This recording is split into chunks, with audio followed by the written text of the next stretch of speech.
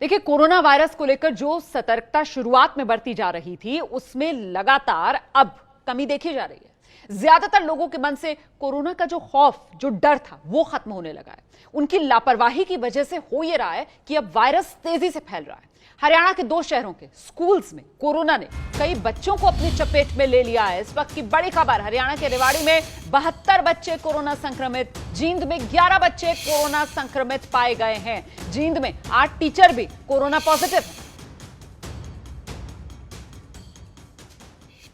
Corona virus की रफ्तार में थोड़ी सुस्ती दिखते ही लोगों ने लापरवाही की चाल तेज कर दी और अब नतीजा बच्चों को भुगतना पड़ रहा है। हरियाणा के 2 शहरों में कोरोना वायरस ने बच्चों को अपनी चपेट में ले लिया है। रेवाड़ी में स्कूल खुलने के बाद पहली बार बच्चों की कोरोना जांच की गई तो 12 सरकारी स्कूलों के 72 बच्चे पॉजिटिव पाए गए हैं। इसके बाद प्रशासन ने स्कूल को 3 दिन के लिए बंद करने का फैसला ले लिया। स्कूलों में भी बच्चे पॉजिटिव आ रहे हैं, तो उसके लिए हमने अभी तक तो टोटल जो 837 बच्चों के एग्जामिनेशन किया है, जिसमें 72 बच्चे पॉजिटिव आए हैं, जो कि अब अभी 12 स्कूलों की रिपोर्ट आई। बाकी और स्कूलों में भी हम इस पर आगे कार्रवाई करने वाले हैं। छात्रों के कोरोना पॉजिटिव पाए जाने के बाद अब उनके घर वालों की भी जांच की जा रही है। एहतियात के तौर पर पूरे गांव की सफाई का आदेश जारी किया गया है। हम ये चाहते हैं सरकार हमारे और सख्त कानून करे ताकि हमारी पढ़ाई में भी कोई प्रॉब्लम ना हो और हम अच्छे से पढ़ सके और हमारे अच्छे से पढ़ाई की जा सके। और कोरोना को देखते हुए बहुत सारे केसेस आ रहे हैं स्कूलों में, तो इससे भी बचाव के लिए हमारे स्कूलों को और अच्छे से प्रोटेक्शन दी जाए। कुछ ऐसा ही हाल हरियाणा के जींद जिले का है। यहाँ 11 बच्चों के साथ 8 टीचर भी कोरोना पॉजिटिव पाए गए हैं। इस मामले के सामने आने के बाद स्वास्थ्य विभाग पूरी तरह अलर्ट हो गया है। सभी स्कूलों में कोरोना जांच के आदेश दे दिए गए हैं। कोरोना वायरस की दस्तक के बाद स्कूलों को खोलने के फैसले पर सवाल उठने लगे हैं। हमने जब से स्कूल खुले स्कूलों में भी सैंपलिंग शुरू कर दी है, तो बच्चे भी पॉजिटिव आ रहे हैं और टीचर भी पॉजिटिव आ रहे हैं और आमजन भी हर घर में हम सैंपलिंग कर रहे हैं, तो वहाँ भी पॉजिटिविटी रेट बढ़ गया है। तो जैसे कि कल की बात लें तो कल जो है 8 अध्यापक और 11 बच्चे पॉजिटिव आए हैं, टोटल 66 केस आए हैं। हरियाणा सरकार के अधिकारियों के मुताबिक दिल्ली में कोरोना के केस बढ़ने की वजह से उनके यहाँ भी संक्रमित मरीजों की तादाद बढ़ रही है, क्योंकि दिल्ली हरियाणा के बीच लोगों की आवाजाही बिल्कुल पहले की तरह हो गई। इस दौरान मास्क न पहनने और सोशल डिस्टेंसिंग का ख्याल न रखने की वजह से मामले तेजी से बढ़ रहे हैं। देखिए, हरियाणा के स्कूल्स में बच्चों के कोरोना पॉजिटिव पाए जाने पर कांग्रेस ने खट्टर सरकार पर निशाना साधा। इस पर राज्य के स्वास्थ्य मंत्री हैं अनिल विज पलटवार कर रहे हैं, कह रहे हैं सरकार सभी जरूरी कदम उठा रही है। हमने कांग्रेस को कोई जवाब नहीं देना है। ये तो हमेशा लोगों का ध्यान असली मुद्दों से भटकाना चाहती है। सरकार अपना काम कर रही है और पूरी तरह से चौकस है। अब दोनों चीज़ें साथ साथ चलेंगे, जिंदगी भी साथ साथ चलेगी और कोरोना से बचाव के तरीके भी साथ साथ चलेंगे। उसके लिए अगर हमें कोई सख्ती भी करनी पड़ेगी तो हम गुरेज नहीं करेंगे। इस पर बात करने के लिए 2 खास मेहमान इस वक्त मेरे साथ मौजूद हैं। बीजेपी के प्रवक्ता राजीव जेटली जी हमारे साथ मौजूद हैं, कांग्रेस के प्रवक्ता अलका लांबा जी हमारे साथ मौजूद हैं। बहुत बहुत स्वागत आप दोनों का। जरूरी कदम उठा रही है हरियाणा सरकार, ये दावा अनिल विज अभी कर रहे थे, राजीव जी हमने सुना, लेकिन सवाल ये, अगर जरूरी कदम उठाए जा रहे हैं तो फिर स्कूलों का दरवाजा कोरोना के लिए कैसे खुल गया सर? बच्चे चपेट में कोरोना के। रोमाना जी, बड़ी अजीब सी बात कही आपने कि स्कूलों का दरवाजा कोरोना के लिए कैसे खुल गया। आप ये देखिए, ऐसी जगह है जहां पर कोई व्यक्ति विशेष नहीं जाता है, जहां उन्होंने आइसोलेशन कर दिया पूरी तरह से, उनका अपना स्टाफ नहीं जा पाता, कोरोना तो वहां भी पहुंच चुका है। ये कहना मुझे लगता है गलत होगा कि स्कूल में या कहीं और जगह जो बच्चे अपने घर से आते हैं, उनके माता पिता कहां होकर के आते हैं, वो इन्फेक्शन उन तक पहुंचा है, कैसे पहुंचा है या नहीं पहुंचा है, बहुत सारी ऐसी प्रश्न है जिनके जवाब हमारे पास नहीं है। अगर किसी के पास होंगे तो वो देंगे। नहीं, ठीक है सर, आपके पास बहुत सारे सवालों के जवाब नहीं है सर। अलका लांबा हमारे साथ मौजूद है, उनसे जान लेते हैं उनके पास जवाब है या नहीं। नहीं, ठीक है सर, आपने जवाब दिया ना कि भाई आपका निकम्मापन, आपकी सरकार का नकारापन नहीं है, ये तो वायरस ही ऐसा है कि इसे लेकर आप सवाल ही क्यों पूछ रहे हो जी? ये तो हर जगह पहुंच रहा है। अलका लांबा आइए। रोमानन जी, आपने हरियाणा के अभी स्वास्थ्य मंत्री को सुना, उन्होंने कहा मुद्दे से भटकाने के लिए कांग्रेस, और मुझे लग रहा है एबीपी न्यूज भी मुद्दे से भटकाने के लिए ये बात उठा रही है। असली मुद्दा फिर है क्या? हमारे बच्चों की जिंदगियों से खिलवाड़ किया जा रहा है। 149 बच्चे कोरोना पॉजिटिव हुए जब से इन्होंने जो है 2 नवंबर से स्कूल खोला है, लगातार शैलजा कुमारी कांग्रेस की अध्यक्ष हरियाणा की लिखती रही कि पूरे देश में नहीं खुल रहे, आपको क्या जरूरत है, क्या मजबूरी है, बच्चों की जिंदगियों से खेल रहे हैं। और सबके सामने अध्यापक, टीचर्स कोरोना पॉजिटिव हो गए, कोई सैनिटाइजेशन, सोशल डिस्टेंसिंग आप कहें, मास्क, कोई इंतजामात नहीं है। आप दिखाइए ना अपने स्कूलों के दृश्य कि आपने तैयारियां की हुई हैं, मात्र आप कह रहे हैं।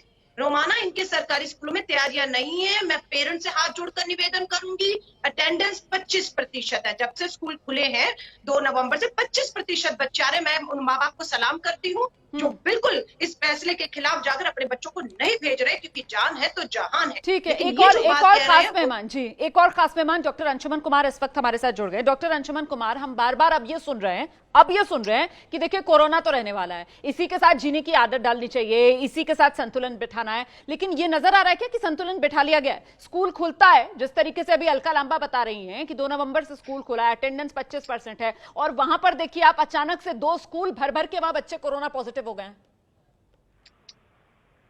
जी, आपने बात कही दी है, संतुलन की कमी है। कमी इसलिए मैं कह रहा हूँ कोरोना रहने, सही बात है कि ऐसा तो है नहीं कुछ सप्ताह के लिए बंद रखेंगे, लेकिन इस साल ऐसी कोई जल्दी तो नहीं है, क्योंकि इसमें सिर्फ शारीरिक तकलीफ नहीं, मानसिक भी जुड़ी हुई है। जब बच्चे स्कूल जाएंगे तो सारे अभिभावक, माँ बाप, स्कूल के एडमिनिस्ट्रेटर सारे इस टेंशन में रहेंगे कि अगर हमारे स्कूल में कोरोना पॉजिटिव बच्चे निकले तो फिर आगे क्या। कारण क्या है कि बच्चे और स्कूल के टीचर ट्रेंड नहीं है मास्क और सैनिटाइजेशन के लिए। डॉक्टर के लिए बड़ी आसान सी बात होती है कह देना कि सैनिटाइजेशन करो, मास्क लगाओ। मैं मास्क कैसे लगाऊं? बच्चों को नहीं पता होगा। बच्चे उद्यमी होते हैं बाय नेचर, तो उद्यम करेंगे तो कैसे सोशल डिस्टेंसिंग करेंगे। तो अभी मेरा तो ये कहना है कि अगर प्री बोर्ड तक सारे बच्चों को अगर प्रमोट कर दें तो कौन सी ऐसी मुसीबत आ जाएगी, हिंदुस्तान की शिक्षा नीति में ऐसी कौन सी कमी आ जाएगी बच्चों को प्रमोट करने। राजीव जी, थोड़ा तो नजरिया बदलिए ना सर। कोरोना काल, संकट काल, डॉक्टर कह रहे हैं, ये डॉक्टर की सलाह है सर ये, और कम से कम सर थोड़ा सा संयम ही रख लेते हैं। अभी तो आने वाली है वैक्सीन भी, सब कह रहे हैं, तो फिर भी इतनी क्या जल्दबाजी कि बच्चों की जिंदगी के साथ खिलवाड़ कर रहे हैं आप? खुद ही आप कह रहे हैं साहब रोक तो सकते नहीं है, कोरोना तो कहीं भी पहुंच रहा है, हमसे सवाल मत पूछो। रोमाना जी, आप मुझे बता दीजिए मुझे बोलना क्या है, मैं वही बोल दूंगा। अगर मुझे बोलने का मौका देंगे तो हम अपनी बात अपने दिल पर हाथ रखिए और जो आपका दिल गवाही दे वो कहिए। मेरे पढ़ाए हुए, मेरे सिखाए हुए को आप बोलने के लिए यहाँ पर नहीं आए। अपने दिल पर हाथ रखिए और जिस बात को कहने की आपका दिल गवाही दे वो बात कहिए। यहाँ पर बच्चे छोटे छोटे सर, उनकी जिंदगी से खिलवाड़ होता हुआ नजर आ रहा है। मैं आपको थोड़ा सा अपडेट कर देता हूं कि सरकार ने एक एसओपी निर्धारित किया कि जो लोग अपने बच्चों को स्कूल में भेजना चाहते हैं, अगर उनके मन में कोई संशय है किसी बात को लेकर के, तो वो अपने स्कूल में भेजकर अपने अध्यापकों से उस संशय को दूर करवा सकते हैं। मतलब एक छोटी सी काउंसलिंग अगर स्कूल भेजकर आप लेना चाहते हैं तो वो ले सकते हैं। ये सरकार की गाइडलाइन है। सरकार की गाइडलाइन है, जो टीचर वहां पर होंगे उनकी उनकी टेस्टिंग होगी, रैंडम टेस्टिंग होगी, बच्चों की सबकी टेस्टिंग होगी, और जब टेस्टिंग होगी तभी आपको पता चलेगा कौन सा बच्चा और कौन सा टीचर कोरोना पॉजिटिव है।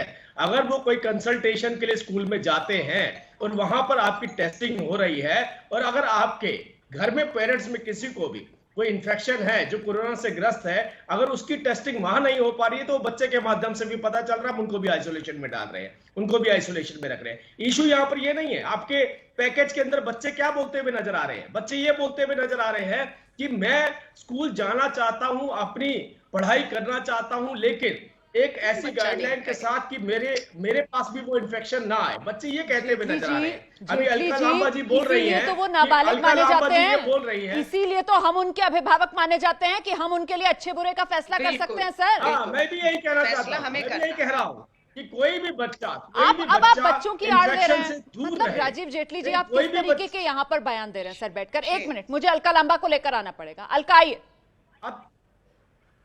रोमाना ये कह रहे हैं बच्चे पढ़ना चाहते, कौन सा बच्चा नहीं पढ़ना चाहता, कौन से माँ बाप बच्चों को नहीं पढ़ाना चाहते हैं? लेकिन ये कौन सा समय है जब तीसरी लहर कोरोना की चल रही है? नीति आयोग ने अक्टूबर में अपनी रिपोर्ट पहले हफ्ते में जारी करके ये सब चेतावनियां दे रखी है, लेकिन मैं कह रही हूँ सबसे ज्यादा जो शिकार है वो बुजुर्ग और बच्चे हो रहे हैं, और ये उन्हीं के साथ जो है खिलवाड़ हो रहा है। और मुझे लगता है इस पर एक एक्सपर्ट कमेंट डॉक्टर अंशुमन का लेते हैं हम यहाँ पर कि सबसे वल्नरेबल बुजुर्ग और बच्चे। डॉक्टर अंशुमन, असंवेदनशील फैसला है, बहुत असंवेदन, इसे वापस लेना चाहिए हरियाणा सरकार को।